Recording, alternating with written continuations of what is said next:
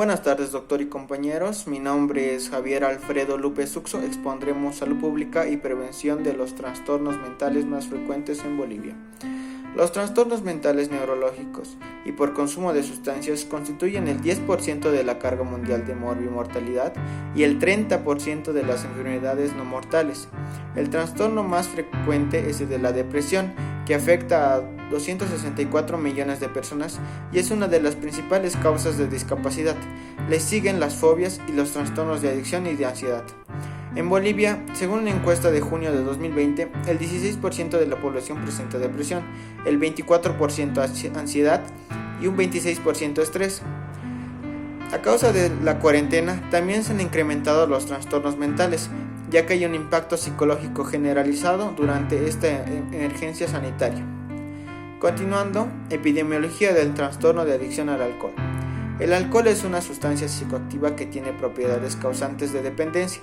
Según el informe de la Situación Mundial del Alcohol y la Salud de 2018, alrededor de 2.300 millones de personas son consumidores actuales en todo el mundo, y más de la mitad de la población consume alcohol en la región de América, Europa y Pacífico Oriental. En todas las regiones hay menos mujeres que sean consumidoras actuales que hombres, y cuando son consumidoras beben menos que los hombres.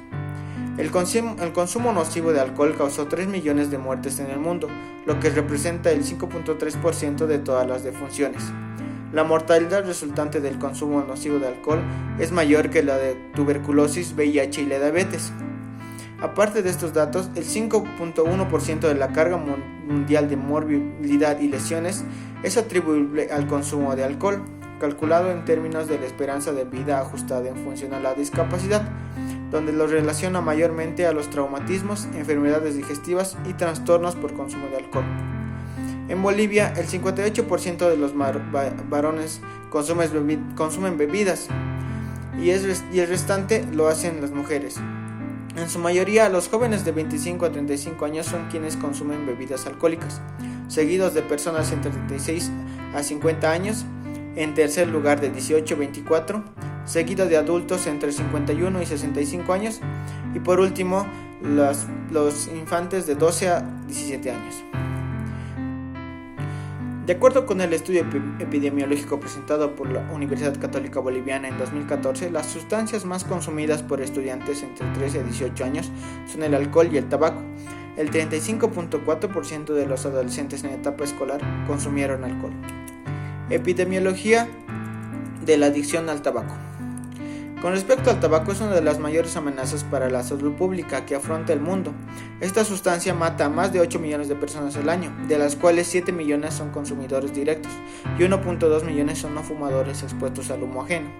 Más del 80% de los 1.300 millones de personas que consumen tabaco viven en países de ingresos medianos o bajos, donde la mortalidad asociada al tabaco es alta. Recientemente aparecieron nuevos productos de tabaco o administración de nicotina. Estos van a ser los productos de tabaco calentados y el cigarrillo electrónico. El producto de tabaco calentado igualmente contiene tabaco y son igualmente perjudiciales como el cigarrillo. El cigarrillo electrónico, no contiene tabaco, pero puede tener o no nicotina. Estos mayormente contienen propilenglicol con un aromatizante. Aunque estos no contengan tabaco, son perjudiciales para la salud y no son seguros, especialmente para los niños y adolescentes, ya que la nicotina sigue siendo una sustancia muy adictiva. Estos son los llamados vapers o vapeadores que la OMS nos recomienda. En Bolivia, según un estudio realizado por la Universidad Católica Boliviana, destaca que en Bolivia la edad a la que se empieza a fumar es entre 12 a 15 años. En nuestro país cada día mueren 12 personas a causa de enfermedades ocasionadas por el tabaquismo, y de estas muchas no consumieron un producto de tabaco. Hasta el 2014 la prevalencia del tabaquismo es de 25% anualmente, con consumidores mayormente varones que mujeres en una relación de 3 a 1. De estos el 80% quiere ayuda profesional para dejar de fumar. Gracias. Muy buenas noches, soy Dariel Tubín Machicado y me tocó trastornos depresivos. Se define como un conjunto de enfermedades que tienen como síntoma en común la tristeza patológica. Algunos de sus síntomas son depresión, tristeza, retraso psicomotriz, irritabilidad y, en casos graves, ideación suicida. En epidemiología tenemos que la prevalencia entre enfermos en general oscila entre el 10 y el 20%, mientras que en enfermos psíquicos oscila entre el 50%. De todos estos, el 10% son los que llegan a consulta con el especialista. La depresión en la población en general se estima en un 5%. De la población, los que tienen síntomas son de 13 al 20%, se da más en mujeres, 2 por cada varón. Factores de riesgo son mujeres, varones jóvenes, ancianos, pertenecer a clase social baja, divorciados o separados.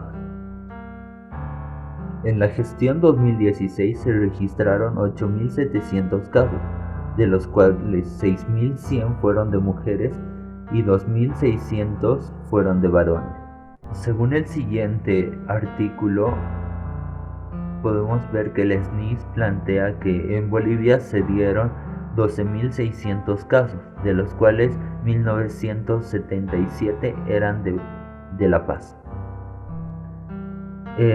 También podemos señalar que el rango de edad es de 20 a 39 años. Referente a los intentos de suicidio, podemos decir que es una de las complicaciones más graves del trastorno depresivo y otros trastornos mentales, que puede llegar a la muerte y que es considerado como una urgencia psiquiátrica. La tasa global de suicidios estandarizada por edad para el 2016, dada por la OPS, nos da 10.5 por cada 100.000 habitantes. Y nos dice también que es la segunda causa principal de muerte alrededor de los 15 y 29 años. En el siguiente artículo podemos ver que cada día se suicidan 6 personas y para el 2015 se registraron 2.010 suicidios. Buenas tardes, mi nombre es Laura Elsa Magne Cadena. Yo les voy a hablar sobre los trastornos de ansiedad. Según la OMS, los trastornos de ansiedad son problemas habituales en salud mental que afectan la capacidad de trabajo y productividad, donde indica que más de 260 millones de personas en el mundo presentan estos trastornos de ansiedad. Estudios recientes que se hizo en Estados Unidos nos dicen que 17,2% de la población padecía un trastorno de ansiedad, como ser la fobia simple, que llegaba a una tasa de prevalencia de 10 a 11%, la fobia social, que tenía una tasa de prevalencia de 3 a 13%, y la ansiedad generalizada entre 5%, al igual que la agorafobia entre 2,8%, y el ataque de pánico como al 3%, los trastornos compulsivos entre 2,1%. Los datos epidemiológicos de los trastornos de ansiedad, según la OMS, nos dice que hay más frecuencia de trastornos de ansiedad generalizada y las fobias. Los datos epidemiológicos de los trastornos de ansiedad, según la OMS, nos indica que hay mayor atención sobre estos trastornos en los centros de atención primario, donde nos indica que el 7,9% presentan trastornos de ansiedad generalizada y 1,8% agorafobia. También nosotros tenemos que tomar en cuenta que no todo el mundo presenta estos trastornos de ansiedad, sino que existe una serie de factores de riesgo para presentar estos trastornos de ansiedad que son muy diferentes para cada trastorno. Los factores de riesgo se tienen que tomar según el sexo, según la edad, ya que estos trastornos son más prevalentes en el sexo femenino y en las edades entre los 18 y 29 años de edad. Trastornos de ansiedad. Trastorno de ansiedad generalizada. Estas personas tienden a preocuparse por varias situaciones durante todo el día. con pensamientos catastróficos y sobrevalorando el riesgo. Ataque de pánico es un episodio repentino de miedo intenso que provoca reacciones físicas graves cuando no existe ningún peligro real o causa aparente. La fobia específica, estas personas tienen un miedo específico persistente ante un objeto o una situación, como por ejemplo volar en un avión o ver sangre. Fobia social. Estas personas tienen un miedo intenso cuando éstas se encuentran frente a otras personas, ya que tienen miedo de quedar avergonzadas y que las juzguen negativamente. Agorafobia es el miedo a los lugares públicos o espacios abiertos, como túneles o cruzar puentes o encontrarse en ascensores, donde no hay una vía de escape fácil o donde la persona siente que no puede disponer de ayuda si presenta una crisis de angustia.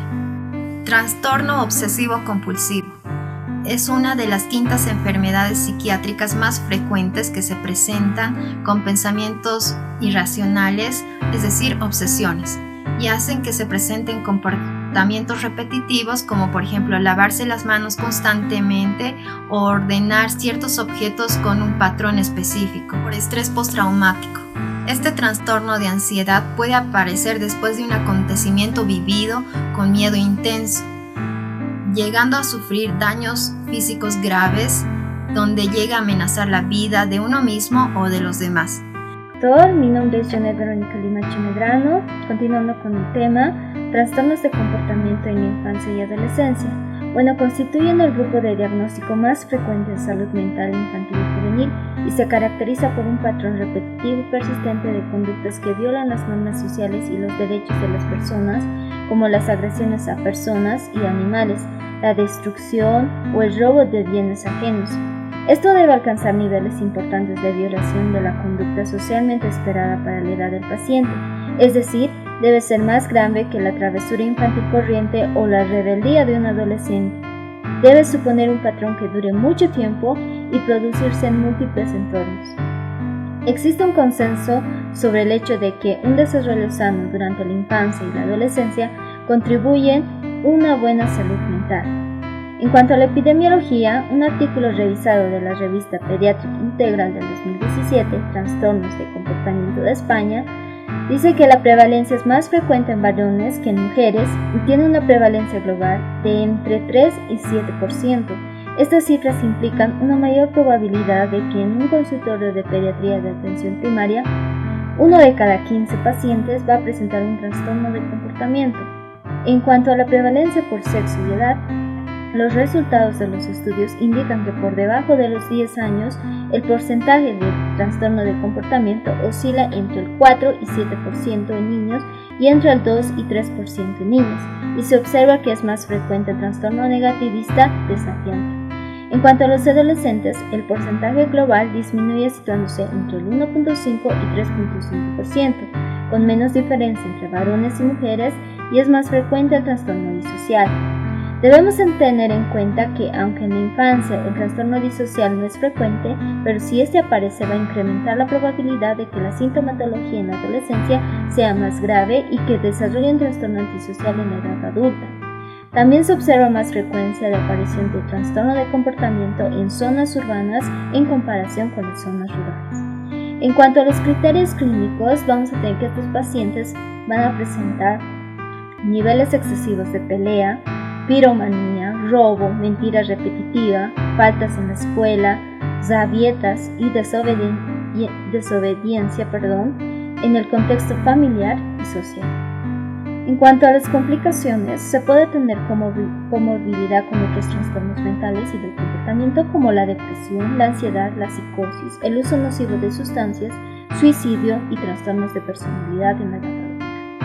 En cuanto al tratamiento, tenemos dos: medidas generales y medidas específicas. En las medidas generales, en el nivel 1 y 2, vamos a dar información y orientación a los padres o cuidadores, tratamiento psicológico mediante una formación en habilidades para los padres, intervenciones psicosociales, sobre todo reforzamiento en habilidades sociales, evaluar el impacto del trastorno en los padres.